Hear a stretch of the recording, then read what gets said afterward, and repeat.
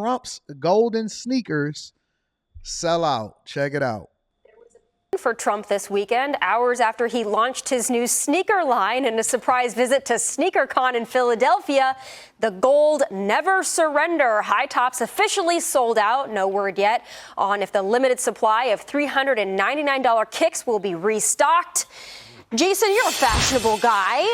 Will you be getting yourself some Trump sneakers, bright gold, so you can blend in Not here on the at that streets? price. Holy cow. You can get them in POTUS white or T-red.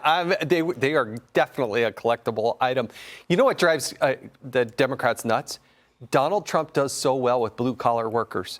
Those truckers that are saying, hey, we're not going to deliver in New York City, that's the heart and soul of the Trump movement. And Democrats can't stand it. They don't understand it. They don't like it. But they try to fight back with these stupid op-eds that make no sense.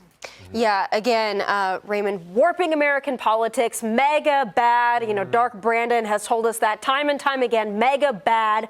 But do you think this is actually pushing Trump supporters to be more enthusiastic in their support when they're constantly called deplorable, mega, radicalized, you name it? David French's piece in the New York Times, frankly, is a little cuckoo. I mean, he talks about these MAGA threats and how it's unraveling society. I've got a couple of people I'd like David French to talk to. Justice Kavanaugh, Amy Coney Barrett, and pro-lifers who had their clinics firebombed in the last year. I mean, this is completely unhinged. Look, there's a lot of violence happening in America, but to try to somehow throw all of that at Donald Trump's feet, even with those gold high tops, I think this is a bridge too far. But look, every time they try to say Trump, they try to stop him at a trial, or they try to throw all of this, sludge at him, he somehow survives. So he was in, I believe, Philadelphia over the weekend, and he's recently released his golden sneakers, in which they sold out. You know what? Let me go on StockX real quick because I just want to see something. I got to see if whether or not these sneakers, what they going for on StockX. Man, I don't even know. I ain't been on StockX in so long. Where is it at? I don't even think I got it on my phone no more. Let me see. I do. I'm about to see what these is going for real quick because I just got to know.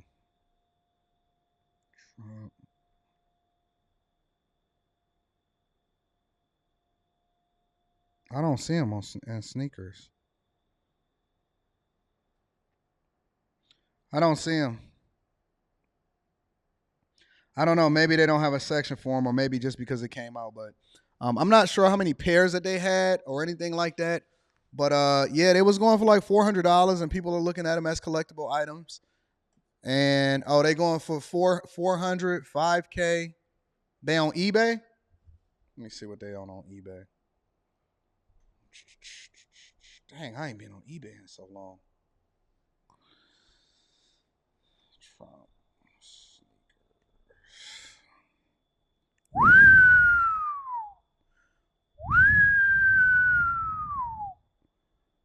Jesus Christ. They ranging from $2,500. Oh, it looks like they was limited to 1,000 pairs. So it was only 1,000 pairs that was sold. And they ranging anywhere from $2,500 to $45,000. From $2,500 to $45,000 is what it looks like they going for. Wow. See, 20,000 bids, 18 bids, $2,200. That's crazy. So one thing you can say about him, whether you like him or you hate him, he's definitely a crazy marketer. You say only 1K sold, that's nothing. It's actually not nothing because you got to think about it. A lot of times you can create the demand for something by limiting the availability of it. And so a lot of times, a lot of people just want to flood the market with their product, but you can create exclusivity for the product if you limit the amount that you release, and then that sets the precedent or the stage for future products. So a lot of y'all really don't understand marketing. You know, y'all just be saying stuff and y'all just be throwing stuff out there a lot of times, and y'all don't be knowing what y'all talking about. Y'all got to open up your mind. You got to open up your mind. It's not about whether or not Listen, even if you sold 500 pairs, that's literally what Nike did once Nike and Louis Vuitton did when Yeezy released the Yeezy brand, which went on to become what it is today. Anyways, neither here nor there. So we're going to get more into Trump as we go into this live stream, because we're going to deep dive into the truckers in NYC. We also going to deep dive into the verdict in New York City as promised. But in addition to that, New Yorkers are being pushed out of their homes despite all of the housing crisis that's happening across America. Check it out. There are so many New Yorkers here and in other boroughs who spend their day in a vicious cycle, going to work and then trying unsuccessfully to look for an affordable apartment. A new report showing that search is now harder than it's ever been. There are signs of progress everywhere you look. Affordable housing projects going up across New York City. But for millions of New Yorkers like Bronx resident Zulma Figueroa and her husband Manra, it was very difficult because of the prices. Their family's quest for housing stability remains rocky at best. The couple and their 4 children live in a 2-bedroom apartment. It's what they were able to find and can barely afford. The money that you had to put down for the deposit, it was crazy. It was like 3 months, it was $6,000 something. After you pay your rent, do you find yourself struggling to take care of your other financial responsibilities? Yeah, it's a struggle. Zulma and Manra's struggle echoed in an eye-opening new report by the city's Department of Housing Preservation and Development. It shows the city's rental apartment vacancy or availability rate at just 1.4%, a significant drop since 2021 and the lowest citywide vacancy rate in more than 50 years. HPD Commissioner and former Bronx Borough President Adolfo Carrion. We had a banner year last year in terms of producing new construction of affordable housing. It was nearly 15,000 units. But we are falling very, very short of meeting the need. New York Governor Kathy Hochul led a groundbreaking Friday for a once stalled affordable housing project, one of many slated for the Gowanus section of Brooklyn. Together, we're facilitating over 5,300 residential units right here. Every borough is in need of more affordable housing, but that's especially the case in the Bronx, which, according to the latest census data, ranks last among the boroughs in median and per capita income. Let me ask y'all a question, right? Why the heck y'all keep moving to New York City? Seek the light, I agree. I don't understand why people keep trying to move to New York City.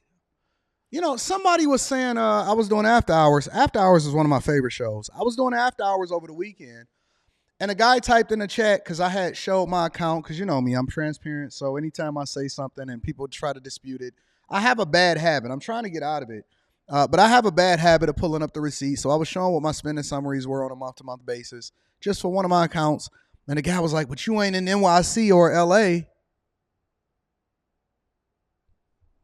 Why would I want to go to New York City or Los Angeles?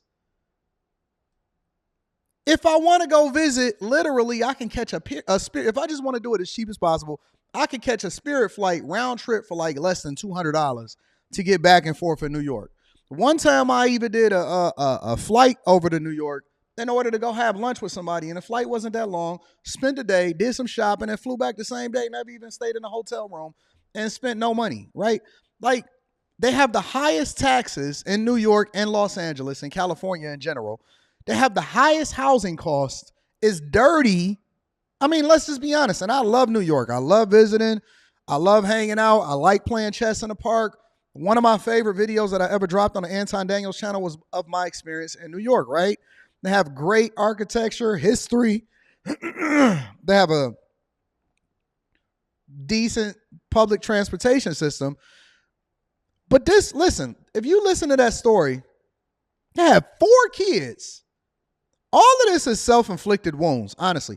And it's very difficult for me to feel bad for people because you can't live in a 2-bedroom apartment, know that you can't afford to stay in that particular city, vote the way that you do, and still have 4 children and then complain that they don't have options for you. Either you're going to have to move further away, further out, where it's cheaper, or you're going to have to move to a different city, or you're going to have to stop having so many kids, and you're going to have to get a better job because you know what you're up against.